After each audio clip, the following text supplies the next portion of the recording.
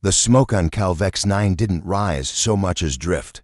A gray skin stretched low over the shattered ridgeline. Captain Lyra Denholm walked with her helmet off anyway. The air was sour with ozone and ash, but she needed the stink of it in her nose to believe the war was at least here over. Her boots found no ground that hadn't been made by violence. Hull plates lay like fallen leaves. A derailed railgun track cleaved the ruin into two frozen waves of ferrocrete.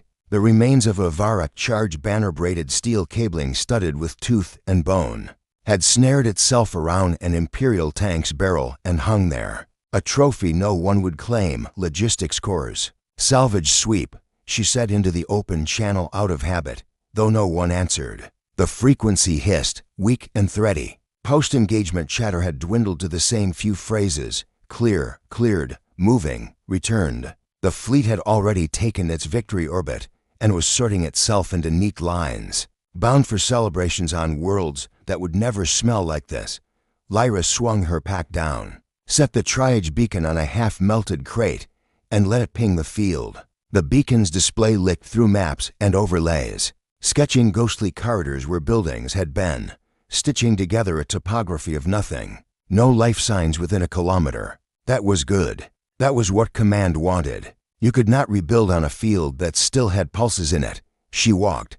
The wind off the slag dunes cut through her jacket. Beneath it, the ceramic weave of her undershirt rasped against the scar on her shoulder. The scar had come from a Varak shock pike 3 years ago, when she'd thought a trench was empty, and the trench had disagreed. That had been her first look at them up close. The sharp, layered teeth. The hard, glossy scales that shivered with iridescence when their muscles bunched. A face evolved to frighten the dark. They'd made a sound at her then, not a roar, but something else, 3 notes, rising. Later she'd learned it meant "I see you."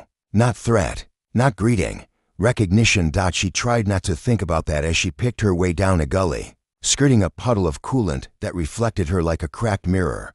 The sound reached her as she stepped past the broken jaw of a gunship, so faint she thought it was the wind worrying the wreckage. Then it came again, high, unsteady. The beacon didn't register it too small, too shielded, but Lyra's ear had been tuned by months on shattered worlds. She lifted the rifle she hadn't needed all day and followed the noise into the gunship's split belly. The interior smelled of burnt polymers and something metallic sweet. Cabling hung like dead vines. She moved sideways, shouldering through a torn bulkhead. Smoke stroked her face. There beneath a bank of shattered restraints a flicker of movement, pale against blackened plating. Another sound. Not wind. A Varak infant. For a second, she didn't connect the fact of it to the thing itself. The word infant had always hovered in her mind like a contradiction next to a Varak. They were born small, yes. They were young once. She knew it in the way a person knows that stars are cold despite looking like embers. But in briefings, in orders, the Varak appeared only as tactically relevant shapes with claws attached. There were never diagrams for the softness of an undone knot. It lay tangled in a restraint harness that had fused to the deck in the heat. Its scales were more skin than armor yet, thin and mottled about the muzzle where to milk fangs had already erupted. The crest along its skull came in like damp feathers, each quill a promise of spines to come. Its eyes were open. They were not the amber embers she remembered from the shock trenches. They were gray newborn cloud. When she edged closer, the pupils pinholed, then widened, trying to drag her into focus. Lyra's rifle was pointed somewhere above the ceiling before she realized she'd moved it. The infant made the sound again, a thin keening that caught and broke. It wriggled once and failed, the harness biting its flank. The smell of blood was the metallic sweetness. Not much. Too much for something so small. Her orders unrolled inside her like a scroll. Word for word, even though the ink had been dry before she was born. Remnant Denial Protocol 7. Biological assets of enemy origin will be neutralized on contact to prevent resurgence. Cult formation or asymmetric threat vectors. The words were clear. The people who had written them had not expected to stand in a room and watch a small being try to make its mouth find the shape of help. Lyra set the rifle barrel on the floor. It rang once, a church bell in miniature. She crouched and took out the multi-tool from the pouch at her thigh, flicking open the microtorch. Her hands did not shake. She had done careful things in worse rooms. She slid the flame under the strap where it had fused to the deck, not touching the infant, letting heat separate polymer from polymer. The cub, her mind supplied with treachery, went rigid, eyes blown dark, body deciding whether to fight a thing that would kill it by accident. It did not cry. It watched. The watching had weight. "There," she said, though it was only for her, and lifted the loosened strap free. The harness stuck again at the shoulder, then let go in a jerk. The cub tumbled into her jacket before the floor could catch it. Instinct moved her, not doctrine. She felt the sudden weight. Not much, but dense with the kind of energy that becomes sprint and leap in a few short years. The heat of it seeped through the jacket, and through that, the trembling. The infant's claws small sickles yet, like the moons of a toy planet caught in the weave of her sleeve. It made a sound that wasn't a cry this time. A hiccup almost. For a bare slice of time, its muzzle tucked under her chin in a motion that, in a human, would mean nest. Lyra's jaw clenched hard enough to ache. She breathed. The beacon clipped to her belt chimed, sharp enough to make her start. She flinched and hit mute by touch alone, then drew it up to eye level. A drone had crossed into her perimeter. Patrol. The wreck's hull blocked direct line of sight. But it would circle. It had its own doctrine written inside it in cold code. It would sweep for heat, movement, irregularity. It would send her a test ping to confirm that the heat it saw belonged to her, and not to something deemed unacceptable by a protocol that never met eyes. Her thumb hovered over the options tree. She had 3 plausible lies. All of them risked a debrief with someone who could smell hesitation and syntax. That she chose speed. Denholm, Captain. Hazard marker set. Coolant spill. Noxious. Advise perimeter hold. Send recovery with sealed rigs. She tapped the packet that would make the drone's sensors read the halo of gases as toxic. Not hard. There were enough ruptured lines in here to make it mostly true. A beat. The drone's reply came as a static text, polite and blind. Acknowledged. Perimeter hold established. Recovery ETA. Lyra killed the feed before it could finish inventing a time. The cub shifted against her, muscles like coiled springs. She felt rather than saw its gaze flit between her face and the doorway. It didn't try to leap, not yet, but its claws dug deeper, the jacket surrendering threads one at a time. "Easy," she said. "I'm not here to what? To save, to neutralize?" The speech in her throat had too many words for what she was. None of them spoke to this. She scanned it with her med band, swinging the sensor over its flank. The display spooled out data in friendly blue. Elevated heart rate, no surprise. Minor laceration. No fractures. Blood oxygen 92%. The numbers were numbers. Beneath them, the medband quietly threw up a red flag: Xenobio risk class, 3 in a recommended procedure with a promised sentence attached if she didn't follow it. Her thumb moved to dismiss that screen and, for a second, didn't.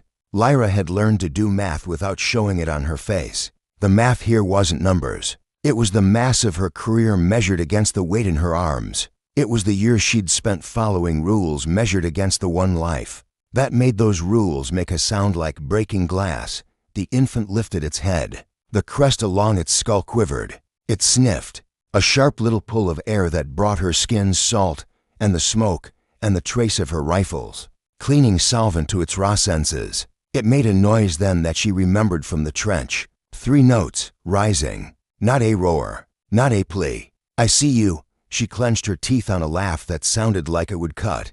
"You see me," she said. "All right." The cadets at the academy had joked that logistic corps officers didn't make decisions that mattered. You counted things. You made sure people got their bullets, and their bandages, and their body bags. You held a whole war in columns and called that contribution. Lyra had thought then and still thought now that the war fell apart without the people who watched the columns. But she had never expected to hold the fulcrum of a different kind of arithmetic. She drew a strip of sealant from her kit and pressed it over the worst of the lacerations. The cub flinched and then held still, watching her hands the way soldiers watch doors. She dabbed a ration gel onto her finger and offered it. It sniffed, then latched on with a click of teeth. Pain shot hot up her hand. She didn't move, and the pressure eased a fraction. Milk fangs. The gel went, sticky. It licked once with a small, barbed tongue, as if embarrassed by the mess. The touch raised goose flesh along her arm. "Right," she said softly. We're doing this was not a reportable phrase. She glanced around the wreck for the rest of the harness. It lay half under a panel, a tangled promise of tracking beacons and coded tags. She slid her boot under and hooked it out. There a locator bead the size of a lentil, still blinking faintly though the power draw across the wreck had dropped to a guttering trickle. Someone had wanted to find this infant again. Family, warlord, scientist, the Empire. The word someone felt less accurate than everyone. She pressed the bead with the tip of the multi-tool until the casing cracked and the blink died. If a Varrock elder asked later what she'd done, she would have to make a different arithmetic. But there was no later in this room. There was only the next 10 minutes, the 10 after that. A passageway through permutations where survival lay at the end of a path that shut behind them. As they walked, Lyra shifted the infant against her chest and stood. The wreck groaned as if offended. Outside, the drone hummed a patient circle. She slung her rifle across her back one-handed and eased through the same torn bulkhead. She'd come in by. Light lanced through the cracks in the hull, birthing dust motes too bright to look at. The cub's eyes squeezed to slits and then opened again to drink it in. It had never seen this light. It would never see this world again if she did this right. She slid down to the gully, moved low along its line until the wreck was a dent in her periphery. The beacon pinged again, recovery ETA 18 minutes, and she stuffed it deep into a pocket. Where the vibration could be a heartbeat she could choose not to feel. At the lip of the gully, the ground fell away to a ribbon of shadow between two collapsed structures. There, under a curtain of cables, was the hole she'd clocked on her way in, an old service conduit half an arm span wide. That would take her under the perimeter fence and out to the flats. The flats were death in the day and salvation at night. Her freighter sat beyond them behind a line of storm-bent turbines, anonymous as a rock. She hadn't expected to carry anything but data back to it. Now she shifted her grip and asked herself which arm would fail slower. Denholm. A voice snapped across her private channel, the one only command could touch. The tone was clipped enough to skin. Colonel Shu, status return. Your beacon's flagged A hazmat. Confirm and hold. Lyra considered, and in that narrow, measured pause was the outline of the next decade of her life. Confirmed, she said. Coolant rupture, possible plasma battery breach. I'm holding south of the wreck. Air's not friendly. That field is cleared, Shu said. No survivors. This is cleanup. Stay put. Recovery team in. A second voice, smaller on a secondary line. Supplied. 17. Shu continued without breaking stride. 17 minutes. Do not engage or the conduit's mouth gaped dark and low. Lyra turned down her headset's gain, and Shu's voice muffled to a breathless murmur. She crouched and slid into the hole feet first. Cables scraped the back of her jacket. The cub tensed as the space closed around them, then burrowed into the warmth she carried like a hypothesis that might be true. The conduit stank of old water and machine fat. Her shoulders brushed the sides. Twice she had to exhale hard to make herself small enough to scrape through. She moved by feel, boots pushing, elbows dragging. Above, the drone's hum dimmed, sharpened. Dimmed again as it orbited a problem it had been told to wait to solve. Lyra could hear her own breath, controlled and too loud. The cub's breath was higher, a thin whistle, a sound you would not hear on a battlefield, because battles were not made for you to hear it. She came up into a cavity larger than she'd expected, a junction box where the conduit forked and half the cover had fallen away. Light sifted in through a crack and laid a bright line across her knees. She lay there a moment, feeling the fast double of 2 heartbeats, then allowed herself to look at the infant again. Its pupils had dilated to full in the dark. The eyes were glossy, filmed with the gunk of smoke. Its nostrils flared, tasting the conduit's stale air. It lifted one hand. No. Hand was the only word for it despite the hook of the claws, and patted the seam of her jacket. Where the heat was greatest, Lyra felt the pressure of each tiny pad through the fabric. She did not know what that gesture meant in Avarak. In human, it meant you are here. Still am, she whispered. She had never told anyone the story that lived under the scar on her shoulder. It had layers like the scar. The first, when the pike had bit. The second, when the enemy who held it could have ripped and instead withdrew with a soft trill that wasn't a threat. The third, when her squadmate had fired, and there had been no one to ask the dead what song they'd meant. She had carried that memory like a shard she dared not take out lest she bleed again. She felt it now, not as a wound but as a weight that could anchor or drown. Her wrist buzzed, a text she couldn't ignore. Denholm, report movement. Shoe again, clipped to bone. Lyra angled the calm away from her mouth and squeezed off a reply with her thumb. Negative. Holding. Air toxic. She added a data packet from the beacon, a jitter of readings. Persuasive if you wanted to be persuaded. A beat.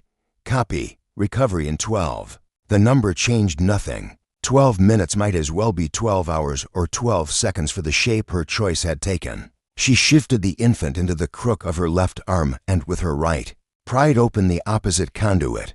It ran shallow and then sloped, promising the flats. She slid again, grime lacquering her skin. The noise of her passage drowned by the wind that moaned through the broken city. By the time she felt open air on her face again, the sun had slid a hand's breadth lower in the sky and sharpened the shadows. The flats ahead trembled in heat. Turbines turned like tired giants, blades flashing. Her freighter lay beyond, a low, ugly hump wearing dust like a disguise. She had parked it there because she had believed in habits. Habits had saved her life. Now she would ask a habit to save a life that wasn't hers. She took 3 steps out of the conduit's mouth and froze. An Imperial Patrol walker stood between her and the flats, its carapace scorched by the same fire that had blackened everything else. It had the awkward grace of all walkers, bird-legged and big-gunned, and the red triangle of the Empire's sigil looked freshly cruel in the sun. The operator sat inside it, shaded glass reflecting the field. Lyra didn't need to see their face to know the posture, bored, professional, ready to make an easy day easier by following orders exactly. The walker's head swiveled. The gun didn't lift. A loudspeaker clicked, stuck on a frequency that made everything thin. Identify, it said. Lyra's mouth was dry. She adjusted her grip on the infant until its weight disappeared into her body, and the rifle into her shadow. She stood up straight and let the captain sit on her shoulders like a cloak. Denholm. Logistics cores, she said. Hazmat sweep. You're leaking coolant into the conduits. It's drifting south. She lifted her chin at the broken buildings as if they were collaborators. You want recovery breathing that? Keep your distance. A pause. A ripple in the flats. That was nothing but heat. Your beacon reads half a click north. Wreckage blocked the signal, Lyra said. You try placing one on a battery that wants to explode and see if it obeys geometry. You want to argue? Call Colonel Shu and tell her Denholm said the air's going to make your skin peel off in sheets. Another pause, longer. The walker's head tilted in a way that mimed suspicion. Inside, the operator would be weighing the kinds of trouble, the trouble of moving because a captain said something, and the trouble of not moving if the captain later turned out to be correct. And the colonel asked why. The Empire produced officers like Lyra in quantities you could count. It produced colonels like Shu in quantities you could not escape. Copy. The loudspeaker said at last. The walker's feet hissed, lifting. It clanked away in the opposite direction, a creature obeying tides. Lyra did not breathe until the shape of it was a drawing on the sky. Then she moved, slow at first, and then with urgency that looked like calm. The cub made a sound that was not alarm, not quite more a low hum, a modulation of something that could become song. It pressed its muzzle once, briefly, into the hollow under her collarbone as if to mark the place. The flats took her footprints and filled them with dust. The turbines ticked and whirred, old machines forced to witness new choices.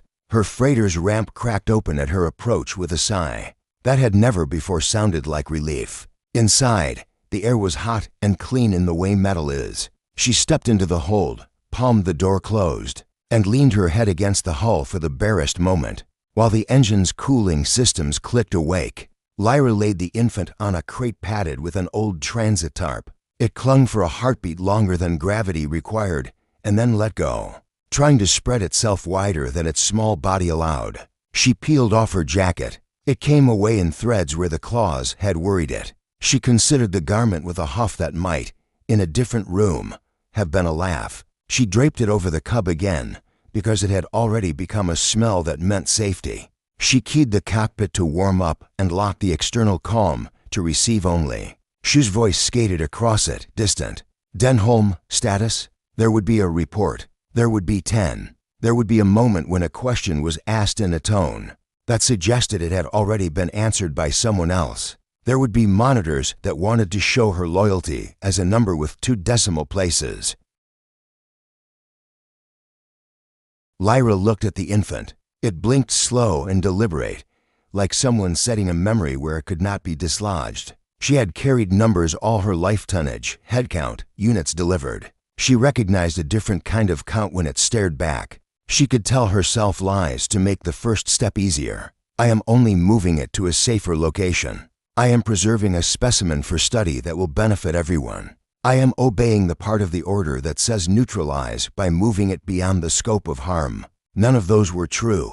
The truth was simple and impossible to put in a report. She picked up a med blanket and tucked it around the cub.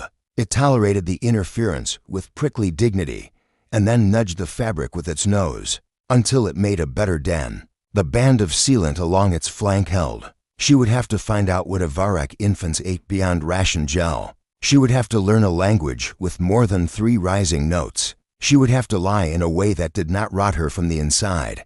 Listen, she said, because silence made the ship seem too big. I'm not good at ceremonial words. I'm good at getting things from one place to another intact. I am going to get you from this place to the next intact. After that, she stopped, caught by the scale of the admission. After that, we'll see.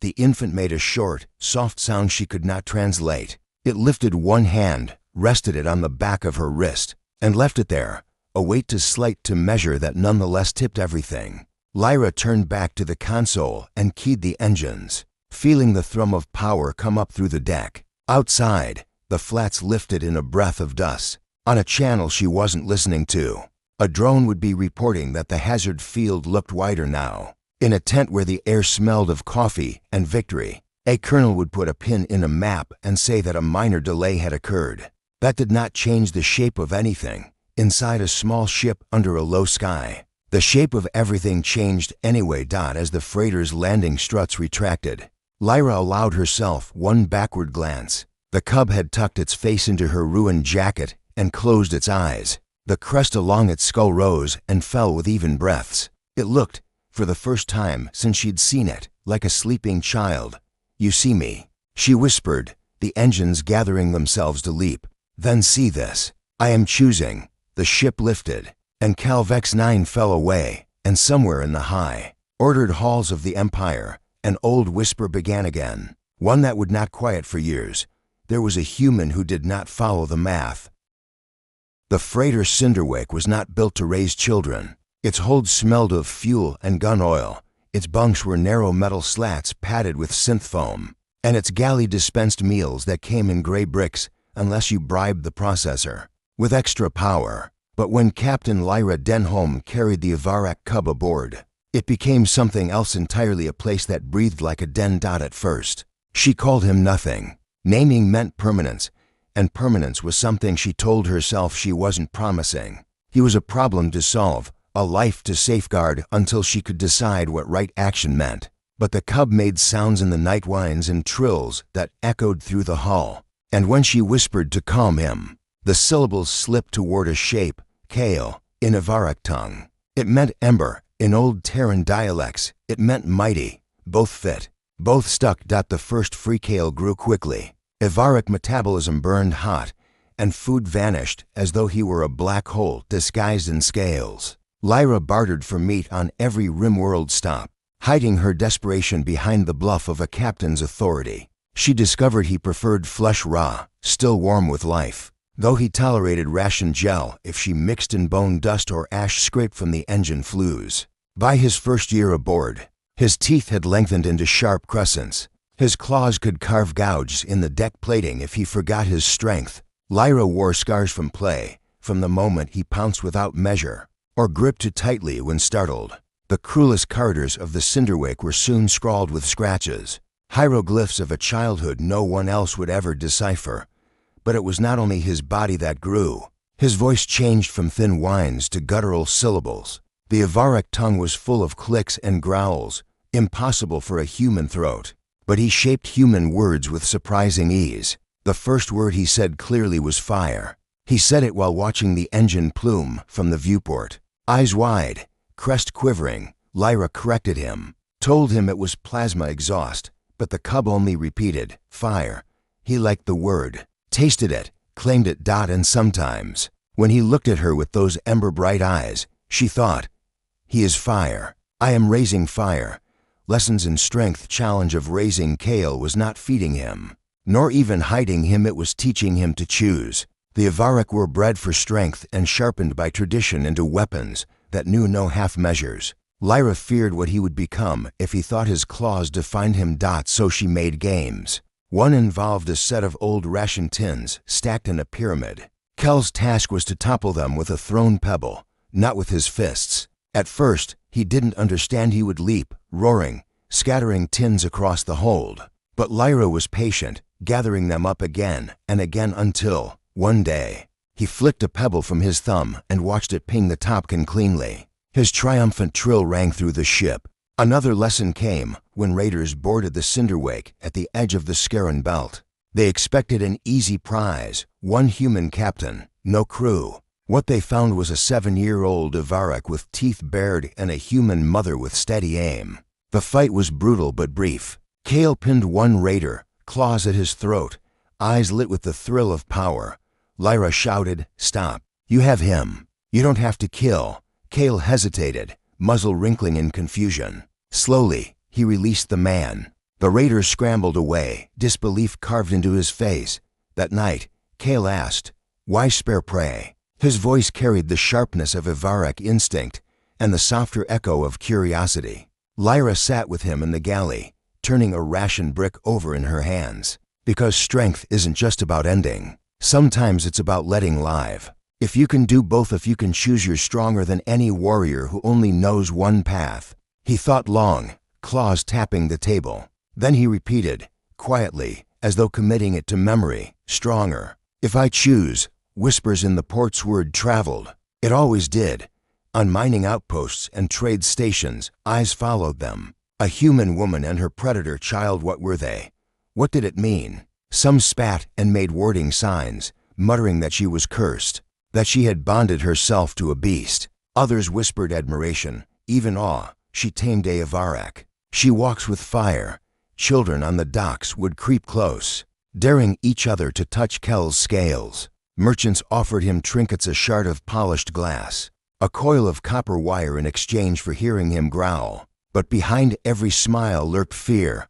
Officials grew sharper in their questions. Customs checks lasted longer. Dockmasters recorded more than was required. Twice, Lyra had to bribe inspectors to overlook Kel's existence, framing him as a rare pet or a mutant genetic experiment. Each lie weighed on her tongue, but each kept him safe for one more jump. In taverns, she heard the whispers that followed them, the captain and her beast child, the traitor who carries enemy blood. The Empire will come for her. Still, she stayed the course. The galaxy had its whispers. In her ship, in the circle of firelight cast by the galley lamps, there was only truth. Kale learning, Kale choosing, Kale becoming more than anyone expected. A question of Destinioni night. Years after the wreckage of Calvex 9, Kale sat by the viewport, watching stars slide by as the Cinderwake skimmed faster than light lanes. He was taller now, his shoulders broad, scales darkening to crimson. Lyra knew that anyone who saw him would no longer mistake him for anything but Avarok, mother. He said suddenly, his voice deeper, resonant, carrying a weight beyond his years. The word made her chest ache. He had chosen it himself months ago, and each time he spoke it, she felt the danger and the gift of what they were. Do you think I am weapon? He asked, gaze fixed on the stars. Lyra set down the tool she was repairing and came to stand beside him. She considered before speaking, because lies would cut sharper than claws. You can be, she said honestly. That's what the Empire sees. That's what the Avarok bred you for. But you are also son, student, dreamer. You are more than what anyone wants to use you for. Kale tilted his head, crest rising slightly. And what do you want me to be? Her throat tightened. She reached out, resting a hand against the warm armor of his shoulder. I want you to be what you choose. That's the only destiny worth carrying." Kale was silent for a long time. Then, with a voice like the low crackle of kindling catching flame, he said, "Then I will be fire that warms, not fire that burns." Lyra didn't know if that vow would hold. The galaxy was not kind to vows, but in that moment, in that small freighter between the stars, she allowed herself to believe. The years aboard the Cinderwake stitched themselves into a rhythm jumps between unremarkable ports, small trading runs, mercenary salvage contracts that kept credits in Lyra's account and fuel in her engines. But beneath the veneer of normalcy, shadows lengthened. For all her evasions, the Empire had begun to notice, and the galaxy had begun to whisper louder. Rumors in the Holonetzit began as scattered news fragments Lyra overheard in dingy docking bays and taverns. They say a captain smuggles a Varric youngling. Not a pet, not a clone. Real blood, impossible. The cubs didn't survive the purge. Tell that to the patrol on Garanos, who swore they saw one scales like embers, eyes like stars. Lyra kept her head down, but Kale heard the rumors too. He was old enough now to eavesdrop intentionally, slipping into corners where miners and smugglers swapped gossip. When he returned, his crest stiff with anger, he demanded, "Why do they say beast, not boy?" "Because people fear what they don't understand," Lyra answered carefully. "And fear makes them cruel." Kel's gaze was hot, defiant. "Then let them understand. I will show them I am not beast." Lyra wanted to believe it could be that simple. But she knew the Empire. Empires did not forgive contradictions to their narratives. Education in the shadow scale's body surged with growth. His shoulders broadened, his claws sharpened, and his muzzle lengthened into something unmistakably predatory. Yet his mind was the place Lyra invested her fiercest energy. She stocked the Cinderwake with texts, star charts, ancient epics, tactical treatises, fragments of Ivaric poetry she smuggled from ruins. Kale devoured them, sitting cross-legged in the galley with a datapad dwarfed in his clawed hands. He memorized orbital mechanics faster than Lyra expected. He recited Terran war history in clipped, precise tones. But it was the poetry that caught him most short lines carved into his voice, until they seemed part of him. The claw is strength. The song is memory. Both are truth. Sometimes, she found him staring into the viewport, whispering verses as if invoking a heritage denied him. "Do you miss them?" Lyra asked once, cautious. Kale didn't look away from the stars. "I don't know them, but I miss what I might have been." That answer chilled her. It meant he already sensed the fracture in his life. Human-taught, predator-born, belonging fully to neither. The Empire's interest be Kel's 10th year. Imperial patrols had grown more pointed. Inspections dragged longer. Officers prowled her ship with scanners tuned sharper than before. Lyra learned to disguise Kale as freight, then as a genetic hybrid specimen, and once as a mercenary recruit in armor. Each ruse carried risk. Then came the message. It arrived as a scrambled transmission, piggybacked on a docking clearance request at Vailtwelve Station. Lyra almost missed it, but Kale, sharp-reared, caught the distortion. Together they decrypted the words, "The cub lives. Retrieve him. The Empire whispers still of what he may become." Lyra's blood iced. The phrasing was bureaucratic, but the weight behind it was unmistakable. Kale was not forgotten. He was being hunted. That night, she locked the ship's comms into silent mode. She and Kale sat in the dim galley, the glow of a single lantern painting shadows on his crimsoning scales. "They know," she said flatly.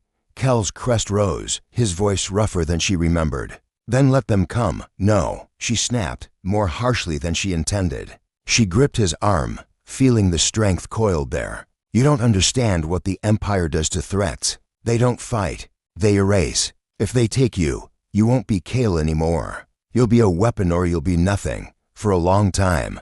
He said nothing. Then, softly, "I am tired of running, Mother." Lyra's heart clenched. She had raised him to choose, but the choice he hungered for now was confrontation. A test of loyalty came sooner than she expected.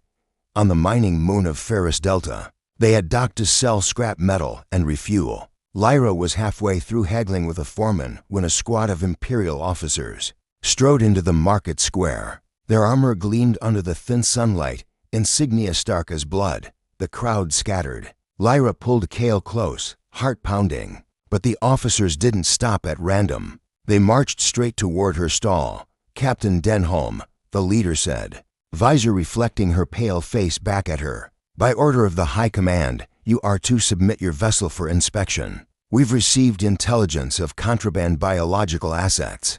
Her hand twitched toward her concealed sidearm, but Cale moved first. He stepped between her and the officers, shoulders squared, crest flaring.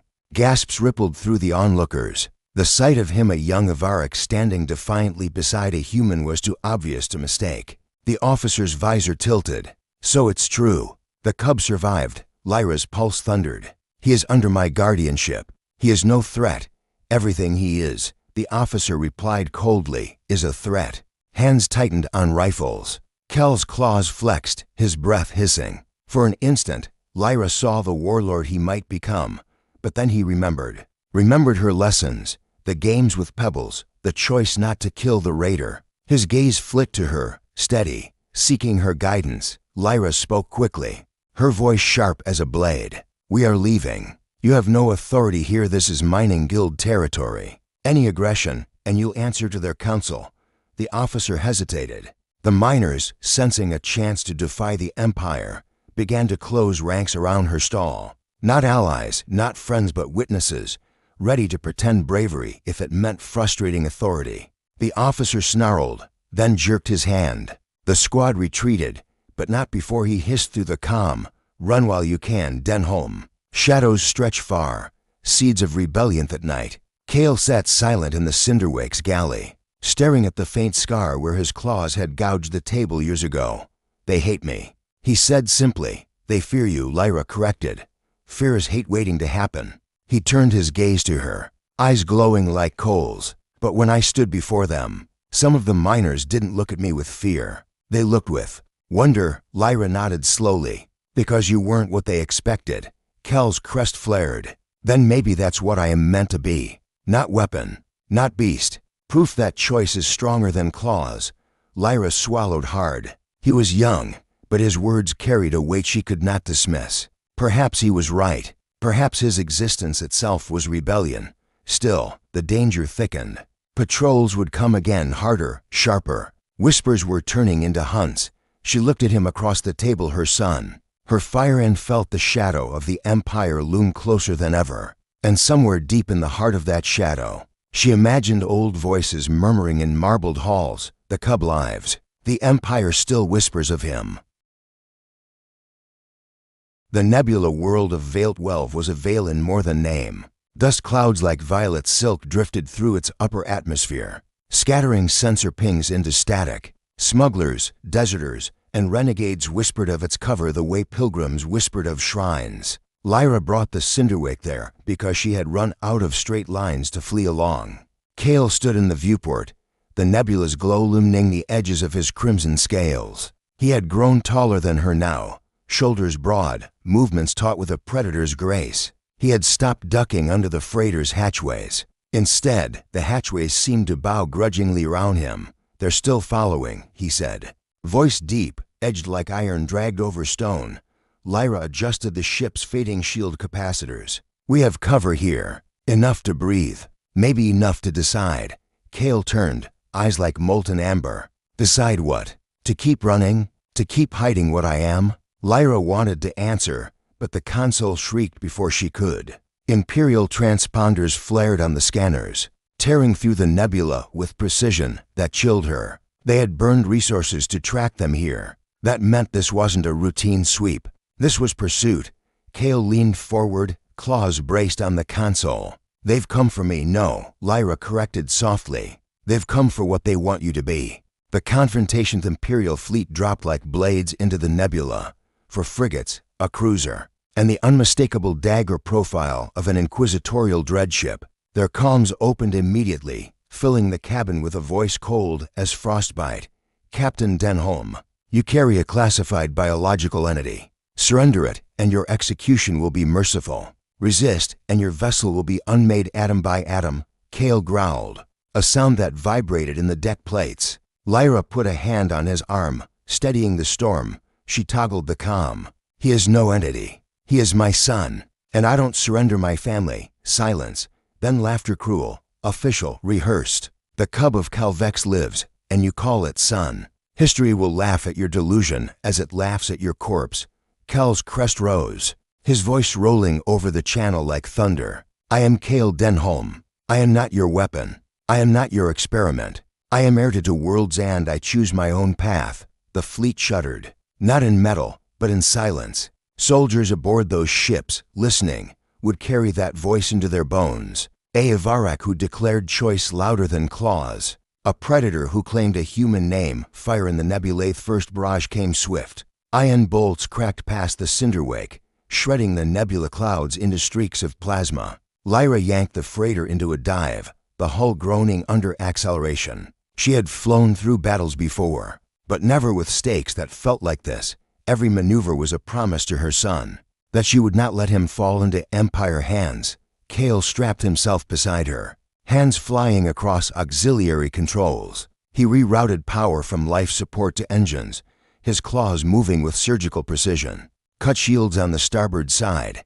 He barked. Lyra shot him a glance. That'll leave us. Do it. She trusted him. The shields dropped, and an Imperial beam scorched past instead of detonating against the hull. Cale had read the enemy's trajectory better than her sensors could. For the next 20 minutes, the cinderwake danced between frigates, each pass painting the nebula with fire. The freighter's guns spat back defiantly, not enough to break capital ships, but enough to wound their pride. Still, Lyra knew pride wasn't what they were after. They wanted Cale, and to the Empire, pride was expendable. The broadcast pinned in the heart of the nebula, the cinderwake bleeding power. Lyra faced a choice she had always known would come. They could fight until their ship tore apart, or they could make the whispers roar. Cale, she said, voice steady despite the alarms. The comms, open them. All bands. He hesitated only a moment, then keyed the broadcast wide. Across the nebula, across the sector, every comm crackled to life with their signal. Lyra turned to her son. Speak. Kel's chest rose. His eyes burned brighter than the stars outside. When he spoke, his voice was not only words, but a declaration. I am Cale Denholm, child of Avarak blood and human heart. The Empire calls me weapon. My kind calls me lost. But I am proof of another truth.